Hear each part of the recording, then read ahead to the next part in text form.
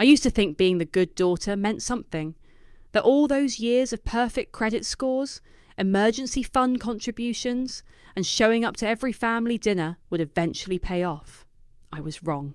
My name is Teresa, and at 32, I've spent most of my life being invisible. Not the dramatic kind of invisible where you throw tantrums and demand attention. The useful kind. The kind where your parents call you at 2 a.m. because your sister maxed out another credit card, and somehow that becomes your problem to solve. The night everything changed started like any other crisis. My phone buzzed me awake at 1:47 a.m. "Teresa, honey, we need you!" Mum's voice was shaky, which immediately put me on high alert. Morgan Owens didn't do shaky. She did manipulative, passive-aggressive, and occasionally hysterical, but never genuinely vulnerable. "What's wrong?" "Can we come over? It's about Ava." Of course it was about Ava. It was always about Ava. 20 minutes later, my parents stood in my living room looking like they'd aged 5 years in a single night. Dad kept running his hands through his thinning hair, while Mum clutched a folder of papers like it contained nuclear launch codes. "Sit down," I said, already dreading whatever fresh hell my sister had created this time. Mum perched on the edge of my couch, her perfectly manicured hands trembling. "Ava's in trouble. Real trouble." "How much?" I asked, because with Ava, it always came down to money. Dad cleared his throat. $68,000. The number hit me like a physical blow. $68,000? How is that even possible? "Cosmetic procedures," Mum whispered. "She's been getting work done for months, financing everything, the interest rates." She trailed off, shaking her head. I stared at them. My sister, who posted daily selfies flaunting her natural beauty to her 40,000 Instagram followers, had secretly gone into massive debt for plastic surgery. The irony would have been funny if it wasn't so devastating. "She came to us first," Dad said quickly. "We tried to help, but we've already borrowed against the house twice this year. The bank won't approve us for anything else." "So you want me to take out a loan?" "A consolidation loan," Mum corrected, as if the terminology made it less insane. "Your credit is perfect. You could get a rate we never could. We'll pay you back, of course. Every penny." I looked at these two people who had raised me, who had attended exactly one of my college graduations and 0 of my work promotions, who had missed my birthday 3 years running because it conflicted with Ava's various crises. Now they sat in my modest apartment, asking me to risk my financial future for their golden child. "Where is she?" I asked. "At home," Dad said. She's not handling this well." "Not handling it well?" I repeated the words slowly. "She racked up nearly 70,000 in secret debt, and she's not handling it well." "Teresa, please." Mum's voice cracked. "She's talking about hurting herself. The collection calls won't stop. They're threatening to sue. If this gets out, her career, her reputation, her career. Ava was an influencer who made maybe 20,000 a year, hawking teeth-whitening kits and workout supplements. But in my parents' minds, she was always on the verge of her big break. What about my reputation?" I asked quietly. "What about my financial security?" "You're stronger than she is," Mum said, reaching for my hand. "You've always been the responsible one, the one we can count on." And there it was, the familiar weight of expectation settling on my shoulders like a lead blanket. The good daughter, the reliable one, the one who cleaned up everyone else's messes while her own needs went unnoticed. I looked at my parents' desperate faces and felt something cold settle in my chest. They weren't asking me to help my sister. They were demanding I sacrifice myself for her, just like always. "I'll need to see all the paperwork," I heard myself say. "Every bill, every statement, and I'll need to talk to my loan officer about the best way to structure this." Relief flooded their faces. Dad actually started crying. "Thank you," Mum whispered. "I knew we could count on you." As they gathered their papers and headed for the door, I caught Mum's reflection in my hallway mirror. For just a moment, her expression shifted. The desperate mother act dropped, replaced by something calculating and satisfied. She'd gotten what she came for. After they left, I sat in my kitchen staring at the folder of Ava's debts. Botox, lip fillers, breast augmentation, Brazilian butt lift, rhinoplasty. The list went on and on, Each procedure carefully documented, each payment plan meticulously ignored. I was going to help them, but not the way they expected. Some lessons I was learning could only be taught the hard way.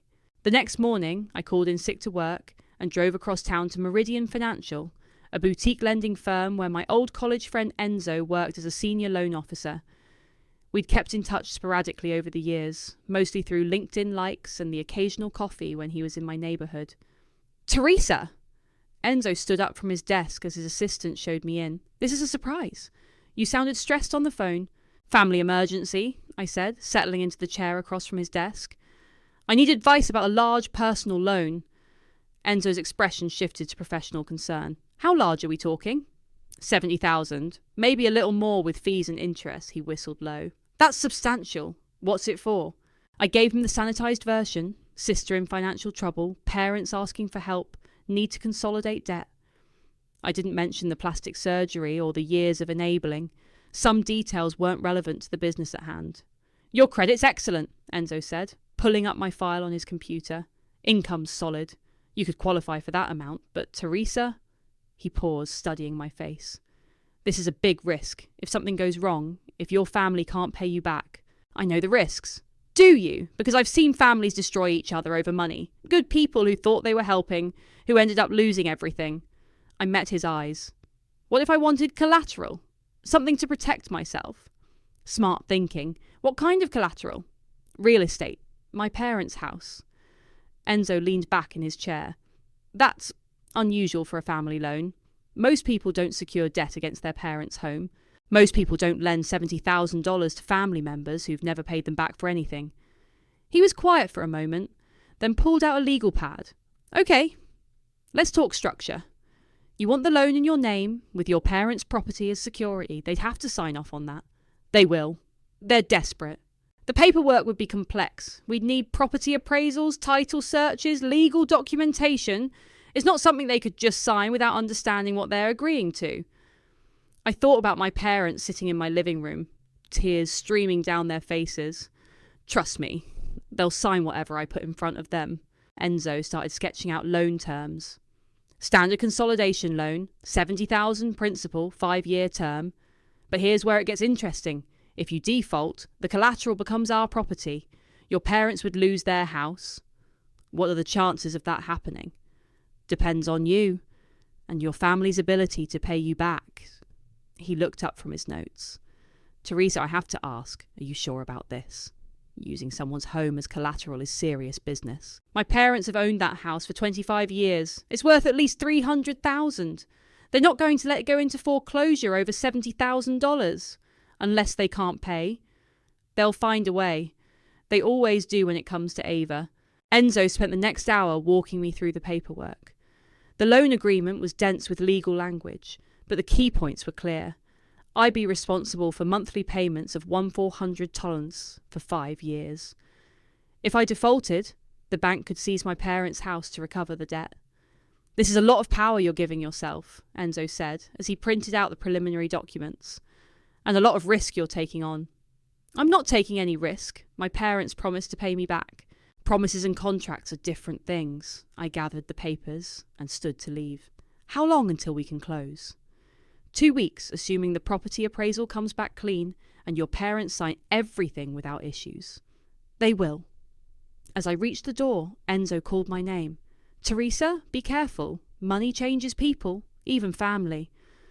I drove home thinking about his warning. Money changes people, but maybe some people needed changing.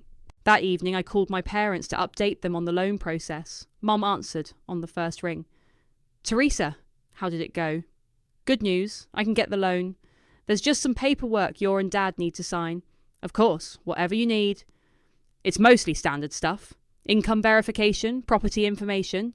The bank needs collateral for a loan this size." "Collateral?" "Just a formality. Since you're paying me back, it won't matter." There was a pause. "What kind of collateral?" "The house. It's worth way more than the loan amount, so it's perfect security." "Our house?" Dad's voice came through the speaker. He'd been listening. "It's just paperwork, Dad. You're not going to default on paying me back, right?" "Of course not, but..." "Then there's nothing to worry about. I'll bring the papers by tomorrow night." After I hung up, I sat in my car outside their house for 20 minutes, watching the warm light spill from the windows. This was the house where I'd grown up, where I'd done homework at the kitchen table while Ava got help with her projects, where I'd celebrated birthdays alone because everyone was too busy managing Ava's latest drama. My phone buzzed with a text from Ava. "Heard you're helping with my situation. Thanks, sis." No apology, no acknowledgement of the sacrifice I was making. Just casual gratitude, like I'd picked up her dry cleaning. I started the engine and drove home. Tomorrow I'd present my parents with the loan documents. They'd sign them without reading the fine print, just like Enzo predicted. And then we'd see how much family loyalty was really worth. The loan closed on a Tuesday, $73,000 transferred into my account, then immediately out to pay off Ava's creditors. I watched the numbers change on my banking app while sitting in my car outside the credit union, feeling like I'd just signed my own death warrant. Within hours, Ava was posting Instagram stories again, feeling blessed and grateful for family. New beginnings. Family first. The first payment wasn't due for 30 days. I figured I had at least that long before reality set in. I was wrong. 3 days after the loan closed, my parents stopped answering my calls. At first, I thought they were just busy dealing with the aftermath of Ava's crisis. But when my text went unanswered for a week, I drove to their house. "They're not home," Mrs. Patterson called from her garden next door. "Left for Florida yesterday, said they were taking a vacation." A vacation? With what money? I tried calling again that night, straight to voicemail. Dad's phone too. Even Ava's number went dead. "This is weird, right?" I asked my friend Luna over coffee the next morning. "Your family doesn't just disappear after you bail them out of a $70,000 hole." Luna stirred her latte slowly. "When's the last time you heard from any of them?" "The day the loan closed. Mum texted, 'Thank you so much, honey,' with a bunch of heart emojis. That was it." "Have you tried going by the house again?" "Twice. No cars in the driveway, newspapers piling up. Mrs. Patterson says they took 2 suitcases each." Luna was quiet for a long moment. "Teresa, I need to ask you something, and I want you to really think before you answer." "Okay." "Do you trust your family to pay you back?" The question hit me like cold water. "Of course I do. They're my parents." That's not what I asked. I stared into my coffee cup. The truth was sitting there, ugly and undeniable. "No, I don't trust them." "Then why did you take out the loan?" Before I could answer, my phone buzzed with an email notification. Bank statement. I opened it and felt my stomach drop. "What is it?" Luna asked. "First payment's due in 3 weeks. $1,400. Can you afford it?" "For a few months, maybe. But not for 5 years. Not without help." Luna reached across the table and squeezed my hand. "We'll figure something out. Maybe they'll come back. Maybe they're just processing everything." But even as she said it, I could see the doubt in her eyes. 2 weeks later, I was sitting at my kitchen table surrounded by bills when the certified mail arrived. The return address made my blood run cold, Meridian Financial. I signed for the envelope with shaking hands and tore it open. Notice of default, first payment, past due, Pinmitami, Dear Ms. Owens. This letter serves as formal notice that your loan payment of 1,400 Tuckertown was due on date and remains unpaid. As per the terms of your loan agreement, failure to make payment within 30 days of the due date will result in acceleration of the full loan balance and initiation of foreclosure proceedings against the collateral property located at my parents' address. I read the letter 3 times before the words sank in. I hadn't made the payment. I'd been so focused on trying to reach my family, so convinced they'd come back and take responsibility, that I'd let the due date slip by. My phone rang. Enzo. "Teresa, I just got a call from our collections department. You missed your payment."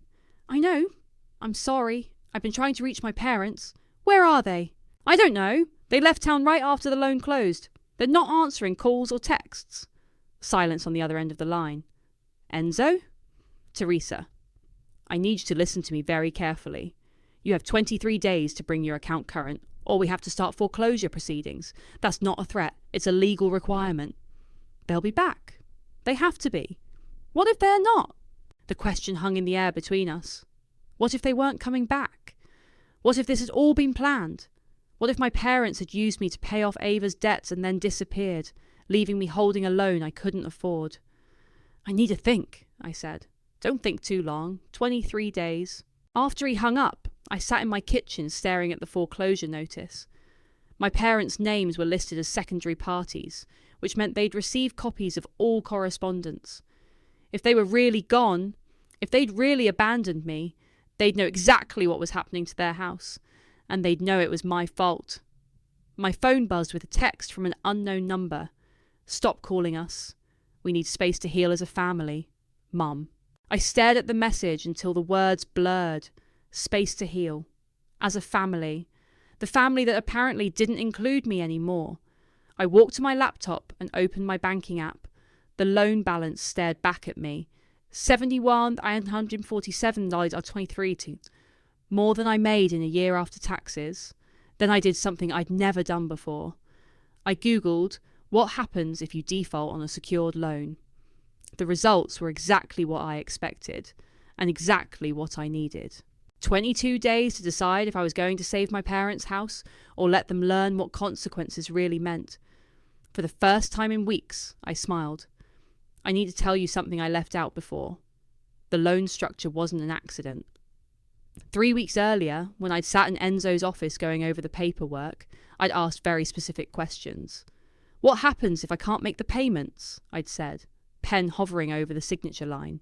Standard foreclosure process. We'd send notices to you and the collateral holders, your parents. 30 days to cure the default, then we file with the court. And if they don't respond? Enzo had looked at me strangely. Teresa, why would your parents not respond if their house was at risk? Hypothetically, we'd proceed with foreclosure. The property would be sold at auction to recover the debt. I'd nodded and signed my name with steady hands. Now sitting in my kitchen with the default notice, I pulled out my phone and called Enzo. I'm not going to make the payment, I said when he answered. Teresa, what are you talking about? You have 3 weeks to... I'm not going to make any payments. I want you to proceed with foreclosure. Dead silence. Enzo, are you there? I'm here. I'm just... Teresa, do you understand what you're saying? You're talking about letting your parents lose their house. My parents abandoned me with a $70,000 debt. They blocked my number and left town. So yes, I understand exactly what I'm saying. This is insane. You can't just... Check the loan documents. I'm the borrower. It's my decision whether to pay or default. And I'm choosing to default. Another long pause. Teresa, I've known you for 10 years. This isn't you. Maybe you didn't know me as well as you thought. Think about this. Really think. Once I file the foreclosure paperwork, there's no taking it back. Your parents will lose everything. They should have thought about that before they ghosted me. I hung up and immediately called the bank's main number. I need to speak to someone about my loan, I told the customer service rep. Account number 4471-8829-3304. One moment, please. Hold music. Ms. Owens, I see you're past due on your first payment.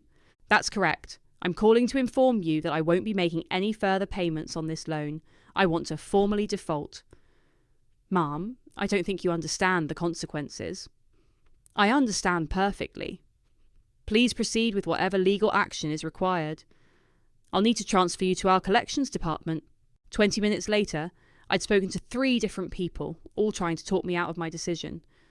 I remained polite but firm. By the end of the day, I had confirmation that foreclosure proceedings would begin immediately. The first notice went out the next morning.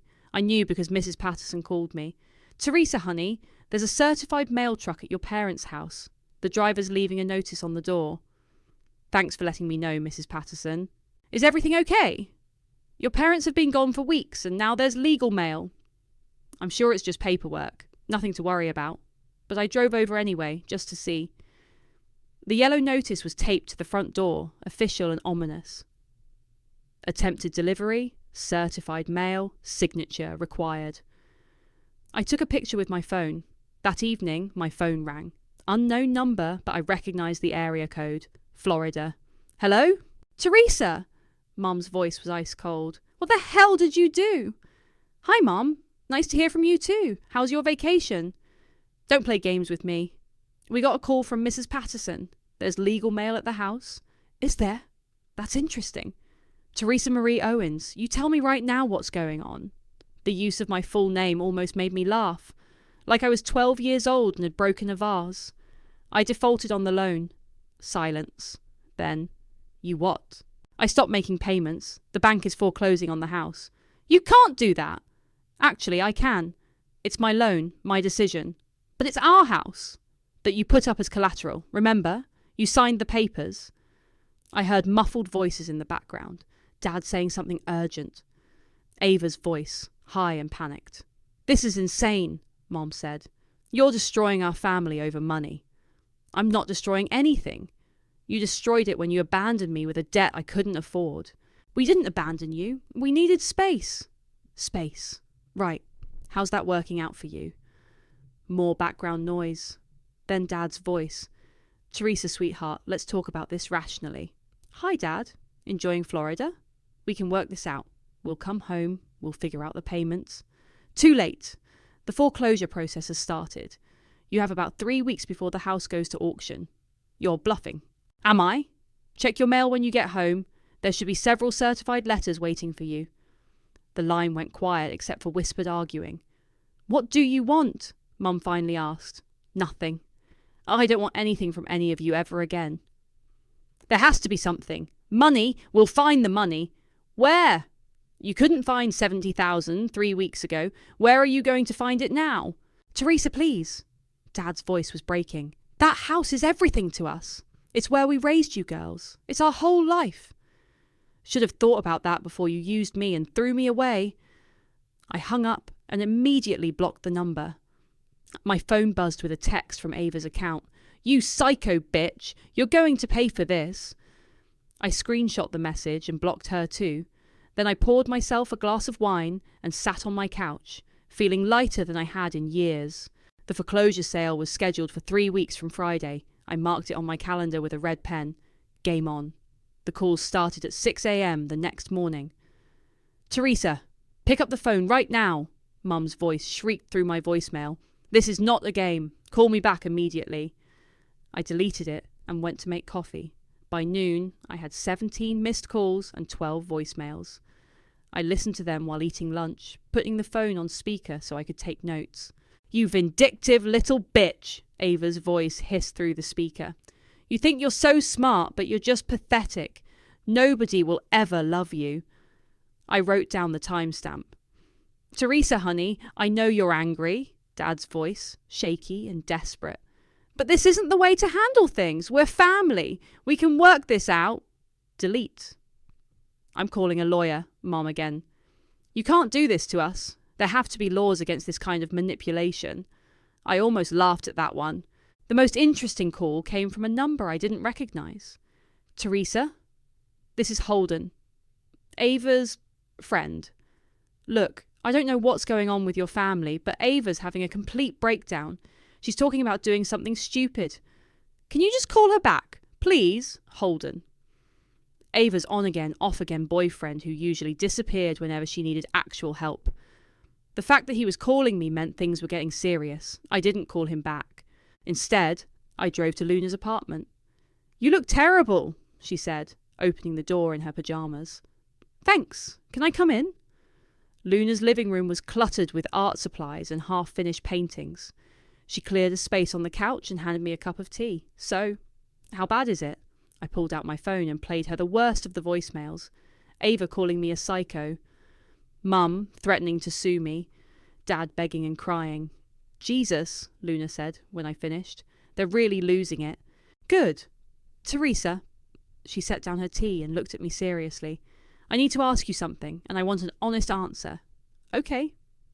Are you doing this for justice? Or are you doing this for revenge? I thought about it. Does it matter? It might. To you, I mean, when this is all over.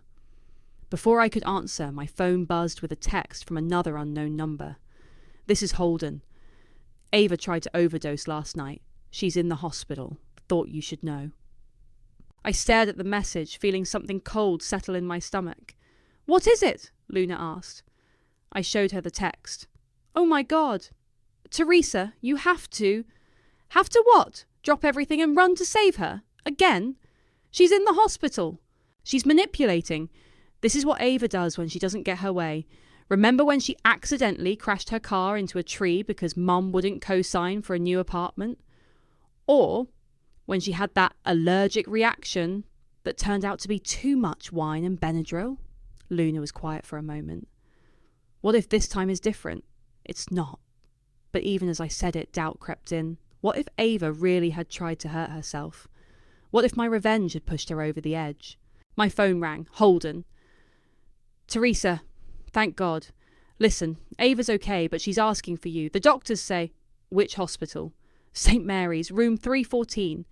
But Teresa, she's really messed up. Whatever happened between you guys, maybe you could just... I hung up and grabbed my keys. Where are you going? Luna asked. To end this? The drive to the hospital took 20 minutes. I spent the entire time rehearsing what I'd say to Ava. How I'd make it clear that her dramatics wouldn't work this time. But when I walked into room 314 and saw my sister lying in the hospital bed, pale and small with an IV in her arm, all my prepared speeches evaporated. Teresa? Her voice was barely a whisper. I'm here. I'm sorry. Tears started streaming down her face. I'm so sorry for everything. The money, the surgery, leaving you with the debt. I never meant for any of this to happen. I stood at the foot of her bed, arms crossed. What did you take? Just some pills. I wasn't really trying to. I mean, I didn't want to die. I just wanted everything to stop. What pills? Sleeping pills and some wine. Holden found me and called 911. I looked around the room. No machines beeping, no intensive care set up. Just a regular hospital room with a girl who'd made a stupid, attention-seeking mistake. The house is still going to foreclosure, I said. Ava's face crumpled. I know. Mum called me screaming. She says it's all my fault. It is your fault. I know. She sat up in bed, suddenly animated. But Teresa, there has to be something we can do. Some way to fix this. I'll get a job. A real job. I'll pay you back every penny. With what money? You don't have any skills. You've never held a job for more than 3 months. I'll figure it out. I'll do anything. You'll do anything except take responsibility for your choices. Ava stared at me, and for the first time in our lives I saw real fear in her eyes. Not the performative panic she used to manipulate people, but genuine terror. They're going to lose everything because of me, she whispered. Yes, they are. And you're not going to stop it. No, I'm not. She nodded slowly, like she was finally understanding something that had been obvious to everyone else for years. I ruined everything, didn't I? Yes. And now you hate me. I looked at my sister, really looked at her, and realised something surprising. No, I said. I don't hate you. I just don't care about you anymore. The difference I was learning was everything. 2 days after the hospital visit, I did something I'd never done before. I created a throwaway Reddit account and posted my story on Arbeidssport Personal Finance. The title was simple. Family used me as a co-signer, then abandoned me with $70,000 debt. Now I'm foreclosing on their house. AITA. I laid out everything. The years of being overlooked, Ava's secret surgeries, my parents' manipulation, the loan structure, their disappearing act. I included screenshots of the threatening texts and voicemails with names blacked out. The post exploded. Within 6 hours, I had over 2,000 upvotes and 800 comments. People were calling it the most justified revenge they'd ever seen. Someone gave me gold. 3 people offered to hire lawyers for me pro bono. But the comment that stopped me cold came from user debt-free at 40. OP, I work in mortgage lending. What you did is brilliant, but also risky. If your parents borrowed against the house for other debts after signing your loan docs, foreclosure might leave them with nothing. Check the property records. I stared at that comment for 10 minutes before Googling the county assessor's website. Property records were public. I typed in my parents' address and waited for the page to load. What I found made my stomach drop. Second mortgage, $85,000, taken out 3 weeks after my loan closed. Third mortgage, $45,000, dated just 5 days ago. My parents hadn't just abandoned me with their debt. They'd borrowed another $130,000 against the house, probably to fund their vacation and pay off other bills I didn't even know about. The house was worth maybe $300,000. Between my loan and their additional mortgages, they owed more than $275,000. After foreclosure fees and legal costs, there would be nothing left. I screenshot the property records and updated my Reddit post. Edit. Just discovered my parents took out 2 more mortgages after sticking me with their debt. They're about to lose everything and have nowhere to go. I'm not sure how I feel about this. The responses were immediate and brutal. Isai, they made their bed. Let them lie in it. Play stupid games. Win stupid prizes. Your parents are financial predators. They deserve whatever happens. But mixed in with the support were other voices. This is going to destroy them completely. Are you sure you want that on your conscience? Revenge is a dish best served cold, but this is Arctic. My phone rang while I was reading comments. Unknown number. Hello? Is this Teresa? A woman's voice I didn't recognise. Who's asking? My name is Sarah Martinez. I'm a reporter with Business Weekly. I saw your Reddit post about the family loan situation. I'd love to interview you for a story about predatory family lending. How did you get my number? I have my sources. Look, your story is incredible. It's exactly the kind of financial abuse we need to expose. Would you be willing to go on record? I hung up without answering. Within an hour, my phone was ringing constantly. Local news stations, financial blogs, even a producer from a daytime talk show. Someone had figured out who I was and leaked my contact information. I turned off my phone and drove to Luna's place. You're famous, she said, showing me her laptop screen. My Reddit post had been shared to Twitter, Facebook and TikTok. People were calling it Justice for Teresa and Chak Chai's family debt revenge. This is insane, I said. I just wanted to vent anonymously. Well, you're not anonymous anymore. Look at this. She showed me a Facebook post from someone named Jennifer Walsh. I know this family. They live in Maplewood. The parents are Morgan and Cameron, and the sister is that Instagram girl Ava, who's always posting about her natural beauty. What a joke! Oh no, I whispered. Luna kept scrolling. It gets worse. Someone found Ava's Instagram and is posting screenshots of her cosmetic surgery posts in the comments of your Reddit thread. I grabbed the laptop. Ava's latest post from this morning was a selfie with the caption, "Recovering and reflecting on what really matters. Some blessed nut smart family." The comments were savage. Is what matters your $70,000 plastic surgery debt? How's that foreclosure going? Your sister is a hero for exposing you. Fake face, fake person. She's getting destroyed, Luna said quietly. My phone buzzed with a text from Mom's number. Look what you've done! Ava's getting death threats. Are you happy now? I showed Luna the message. Are you? She asked. Happy, I mean. Before I could answer, my phone rang again. This time I recognised the number. Hi, Mrs. Patterson. Teresa, honey, I'm so sorry to bother you, but there are news vans outside your parents' house, and people with cameras. They're asking me questions about your family. What kind of questions? About the foreclosure, about Ava's surgeries. Someone even asked if I knew about your parents' gambling problem. Gambling problem? Oh dear. I thought you knew. Your father's been going to the casino boat every weekend for months. Your mother too sometimes. I assume that's where the money went. I closed my eyes. It just kept getting worse.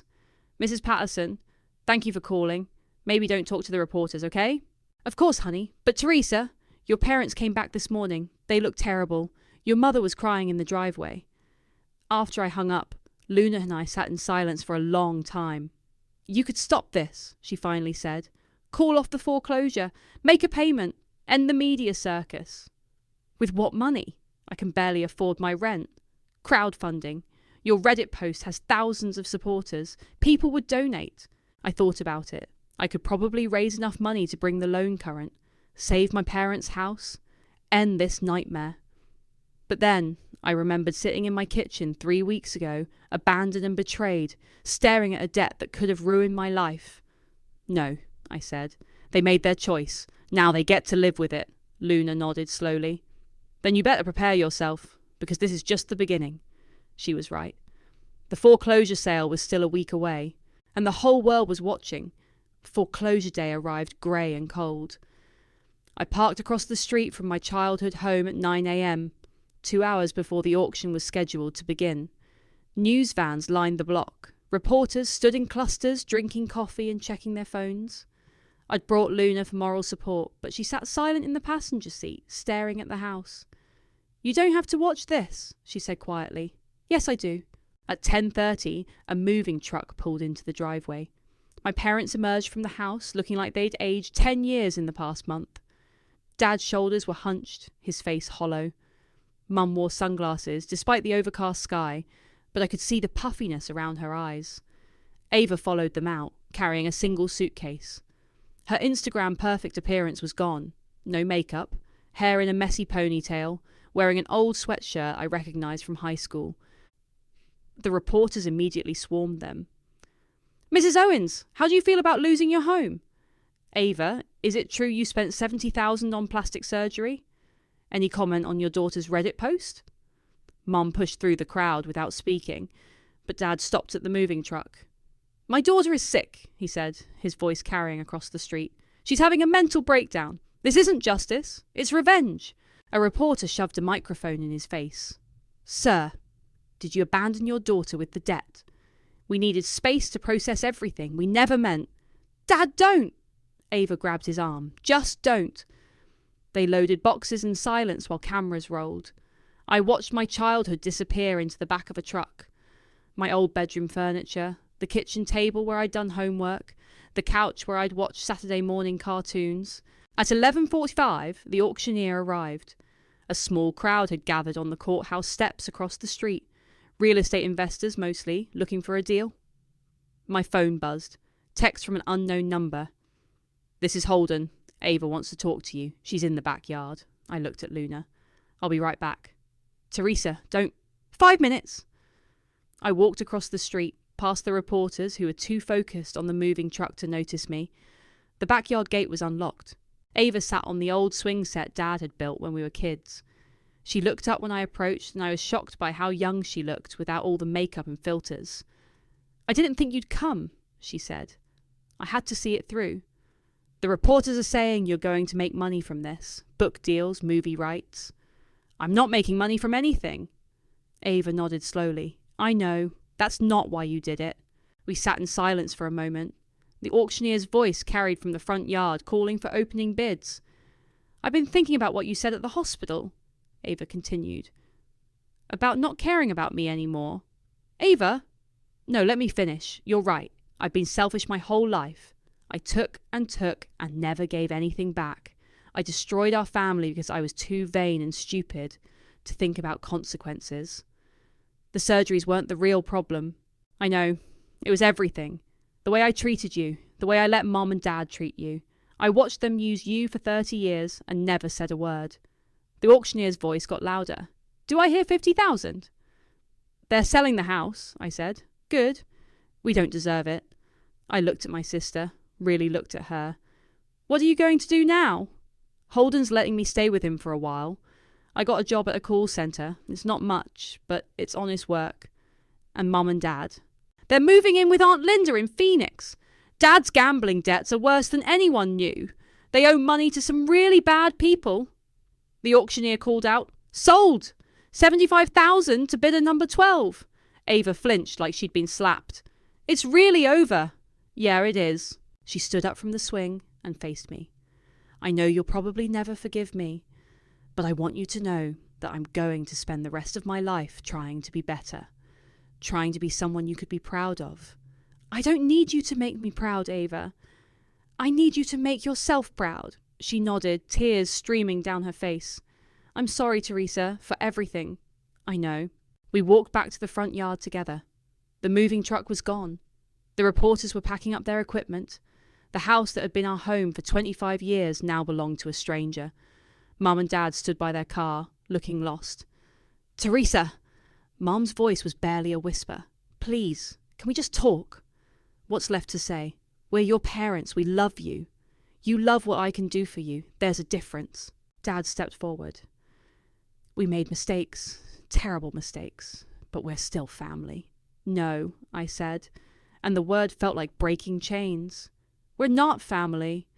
Family doesn't abandon each other. Family doesn't manipulate and use and throw away. You're destroying us, Mom said, her voice rising. You're destroying everything we built. I'm not destroying anything. I'm just refusing to be destroyed by you. The reporters had stopped packing. Cameras were rolling again. You want to know what really happened? I said, loud enough for everyone to hear. You want the real story? I pulled out my phone and started reading from my saved voicemails. You vindictive little bitch. Ava's voice played through the speaker. You think you're so smart, but you're just pathetic. Teresa, honey, we need space to heal as a family. Mum's voice followed. This is not a game. Call me back immediately. I played message after message, threat after threat, manipulation after manipulation. The crowd grew quiet. Even the reporters stopped talking. When I finished, I looked at my parents. This is who you really are. This is how you treat the daughter who sacrificed everything for you. Mom's face was red with rage and humiliation. You recorded us? I documented everything. Every lie, every threat, every attempt to manipulate me into saving you from your own choices. We're done, Dad said, his voice shaking. You're not our daughter anymore. Good, I said, because you were never really my parents. They got in their car and drove away without another word. Ava lingered for a moment, then walked over to Holden's car and got in. As they pulled away, she looked back at me through the rear window. Not with anger or hatred, but with something that might have been respect. The reporters surrounded me immediately, shouting questions, but I walked back to Luna's car without saying another word. How do you feel? Luna asked as we drove away. I thought about it. Free!